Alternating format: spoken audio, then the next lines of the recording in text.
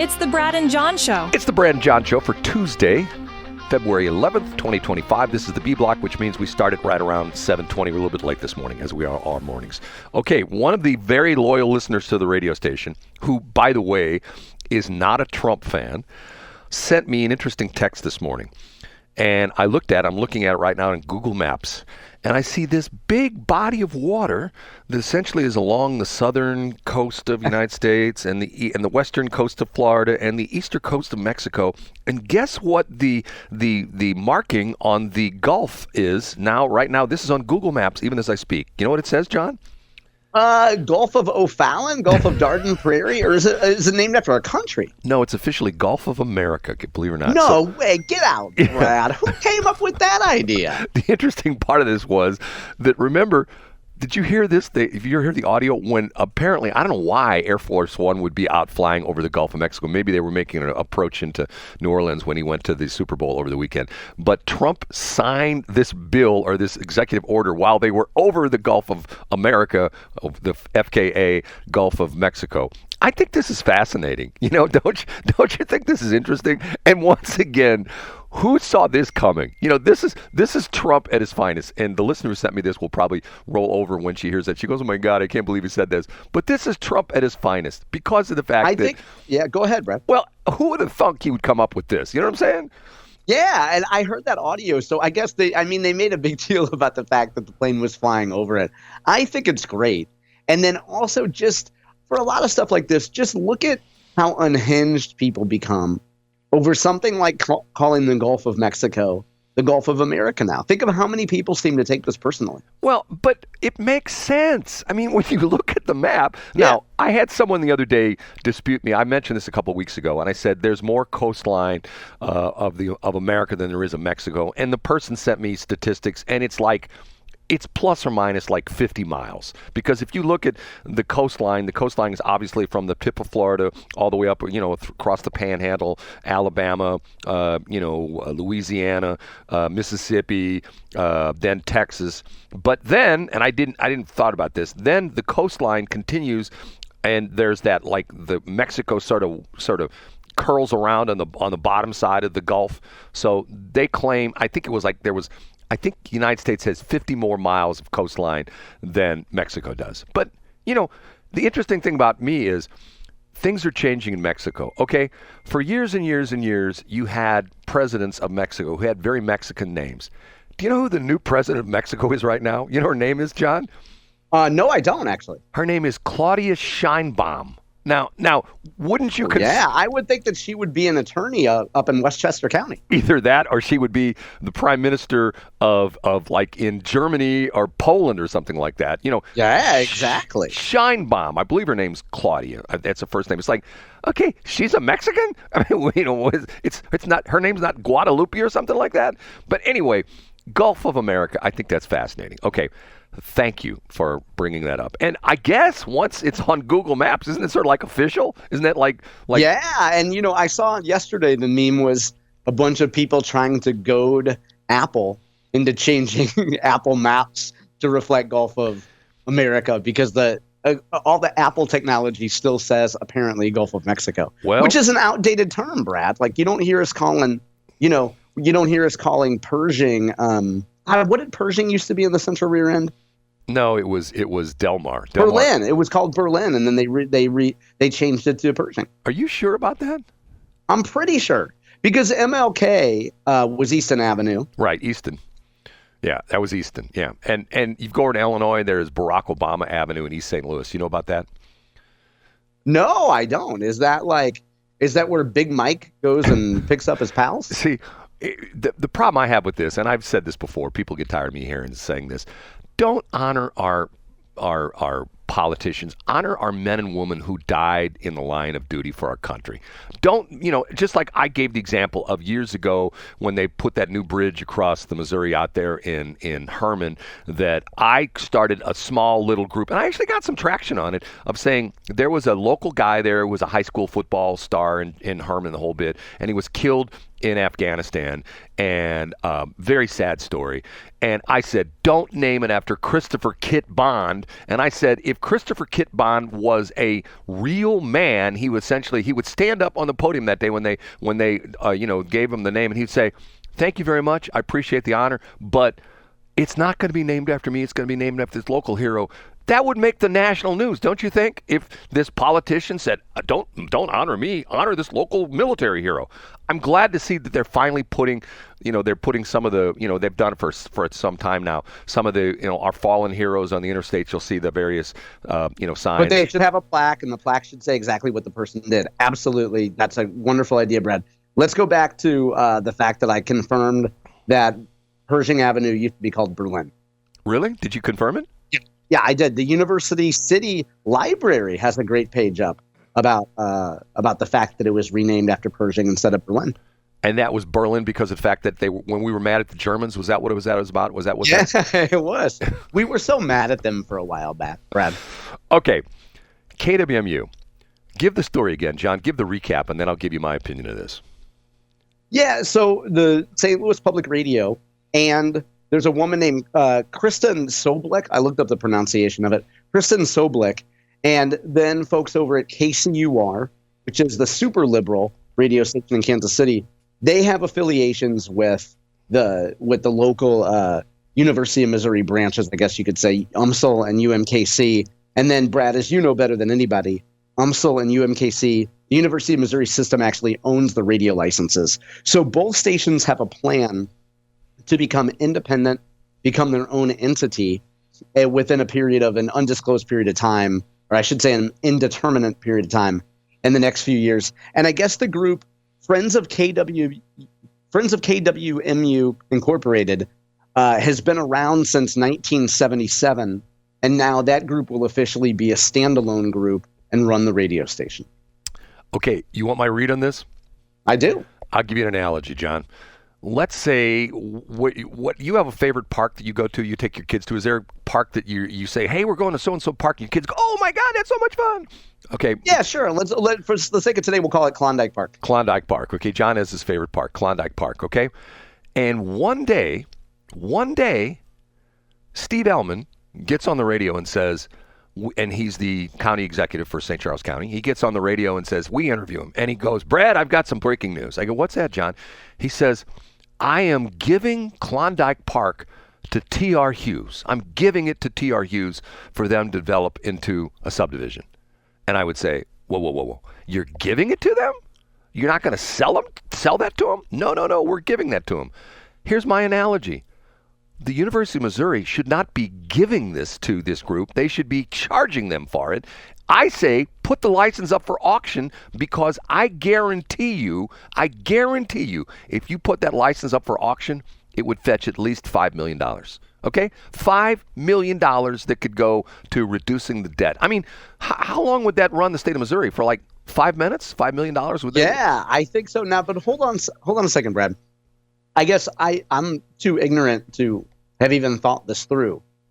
Are you saying that University of Missouri St. Louis is just giving the radio like Friends of KWMU isn't putting any money up? Like there's no financial. No, like, oh wow, I didn't even think about that, Brad. They're just giving it. They're giving the license away. John, matter of fact, here I got Jason Rosenbaum. I'm gonna text him, and of course he won't. Don't annoy him this morning. Okay, well I'm gonna text him now, but I'm gonna text him later because he's the reporter. Okay. I'm gonna say, John or Jason, I'm asking officially, is the Friends of KWMU, are they paying for the license? Are they just being given? They're being given the license.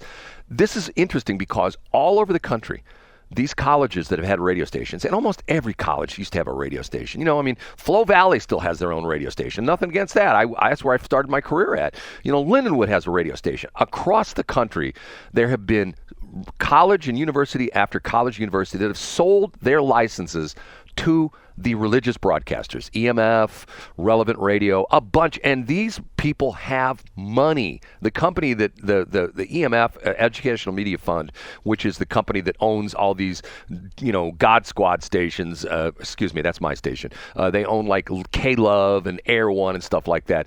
I looked at their balance sheet, and I will send it to you if you want to see, John. It's public access. You can see it. Their asset value is like a couple million short of $1 billion. And all they do is they run these religious radio stations. They're all the same. You can drive across Missouri. You can hit scan. You can hear K-Love at 5 or 6 different stations. And there's no local programming. They don't employ anybody local. There's no local people there whatsoever, okay? They pay 6, 7, sometimes 8 figures for these college radio stations, who essentially the college decided we don't want to have the station anymore, and essentially the university takes the money and they give them the license. So they're giving this license to this group of people. And once again, hold on, Brad. I'm gonna interrupt you because I'm reading now. The St. Louis Public Radio piece was written by Joe Manis. Yes. So. They have no.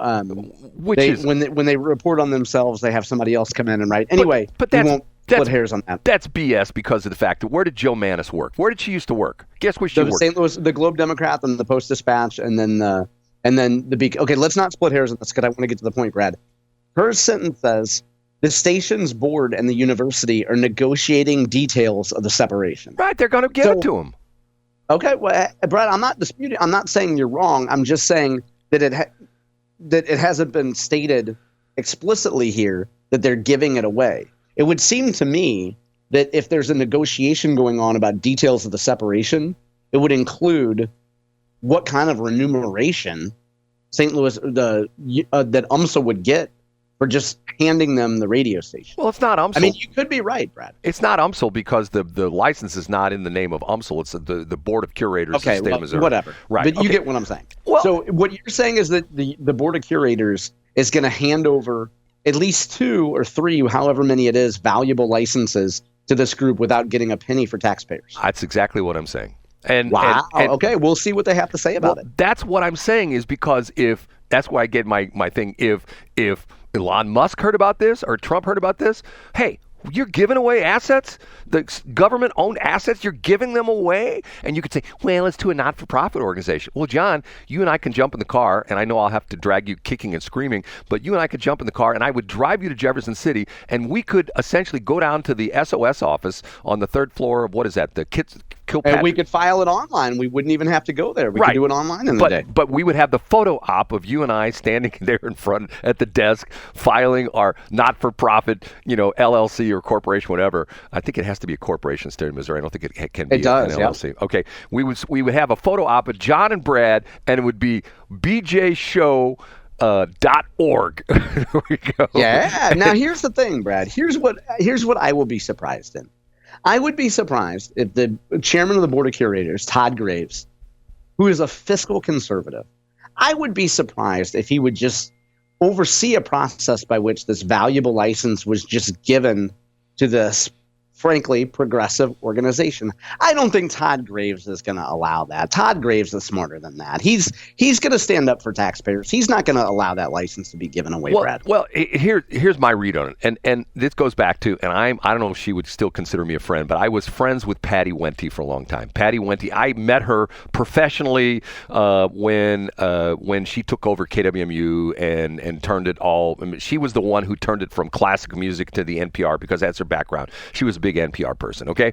And what she's the one that orchestrated the movement of the studios from, I can't remember, the smartest woman in the world would tell me which building, but they were in the basement of one of the buildings, Lucas Hall or something like that, on the UMSL campus, and they wanted to disassociate themselves with the university. Okay, now, think about this for a minute.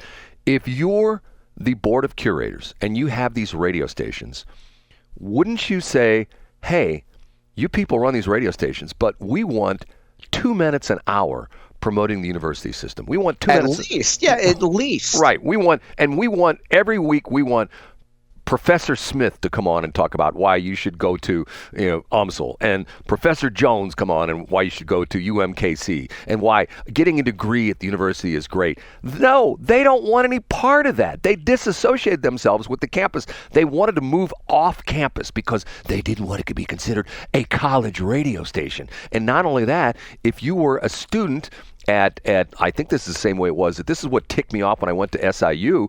Here you have this great, wonderful radio station, 50,000 watt radio station, WSIE, that's off limits to the students. Students are not allowed. Matter of fact, we were told that WSIE was a professionally run radio station with student involvement, okay? That would be like saying WashU Medical School is a professional, hospital, and some of our students are allowed to come in and watch some of the operations. You know what I mean? Yeah, I do know. See, the whole thing just ticks me off about this. And once again, if you read, did you see the official, I saw it a couple different places where they had the pie chart showing the amount of money that was being. Oh, yeah, boy, that refutes everything that the Brad Hildebrands of the world said about Corporation of Public Broadcasting. John, they're user-supported, Brad. It's smoke and mirrors. It's smoke and mirrors. I'm telling you, because once again, you talk to Jason Rosenbaum or anybody who works at KWMU, what paycheck do they get? Do they get a paycheck that says KWMU? Yeah, it says George Soros. No, it doesn't say KWMU, St. Louis Public Radio. No, they get a Missouri State paycheck. That's true. You point that out frequently, Brad. Right. My favorite part of the statement is UMSL Chancellor Kristen Soblick saying, "We believe this transition will empower the station to remain a vital source of unbiased news." Can you believe unbiased news? And the crazy thing about this is, okay, John, here, let's do a mock NPR broadcast, okay? I'm going to be the host, and I say, "Hi, this is Brad, and we're on KWMU, and we've got John Combis in the studio. John, welcome." Hi, Brad. I'm speaking very softly because I've applied for a job at St. Louis Public Radio, and they've replaced my voice with Elaine Cha. John is, and by the way, that's Block C. We get to talk about that. John is very interesting. John is a successful public relations guy. You might know as a comms guy, but back in John's early days, John lived in North County, where nobody who's anybody would live in North County. Matter of fact, John lived on a street where he was religiously persecuted because he was the only non-Catholic on his street. And we're here to talk about how terrible John's upbringing was by the fact that his father was a blue-collar working man, and he lived in North County and lived on a street with nothing but Catholics. And how did John overcome that? Isn't that like a typical NPR broadcast? Brad, I appreciate the opportunity to talk about my religious persecution, but I must stop you and correct one of your transgressions. You called me a comms guy, and that assumes my gender. At no point have I revealed my pronouns. Now, I know a jerk who owns several radio stations who refers to himself as dude and dudeness as pronouns. I don't stand for that type of mockery, but I will say, please stop assuming my gender. This is a healthy boundary, and I insist you respect it. John, can I tell you something which is sort of interesting? You just brought that up. That's still on my Twitter page, that my pronouns yeah, it's on something are dudes and dudeness. Whenever I go someplace, and it's happened to me going to these doctors and I had one the other day where they literally handed me a iPad, and I'm supposed to go through this. This is my my telling my background, the whole bit. And when you get to the pronouns page and you hit the pull down, I couldn't put in dude or dudeness because of the fact they're not allowed. And I'm thinking to myself, okay, hold on a minute now. Who's to say what are the proper pronouns, right? Why can't my pronouns absolutely. Why can't you be Z or Zem or whatever you want to be? Why can't I be, Zinkaboink or something like that? I mean, like, oh, you have to refer to me as Zinkaboink. Zinkaboink, what's that? Well, it's my pronoun. I never heard of that before. Too bad. It's my pronoun. Refer to me as Zinkaboink. Okay, fine, Zinkaboink. You know what I mean? And at your ENT, one of the drop downs says Hawk to it. Yes. And I tried to get that license plate, and the state of Missouri said no. There's going to come a day when someone will apply for the license plate KWMU, and the state of Missouri will say no, because we gave them that radio station. They didn't pay us back, so we're not going to issue that license plate, because to us, that's profane and indecent. Right, John? Absolutely. It's not going to happen, Brad. Todd Graves is going to stand up for taxpayers, and he will not give away the radio license, Brad. Okay, next break. Yesterday, something you and I talked about on the air, I heard on KWMU last night, I listened to the 7 o'clock replay, and it was so funny because I'm sitting in my car and thinking to myself, I don't believe they're talking about this because we made fun of it yesterday morning. Okay, you ready? I'm ready.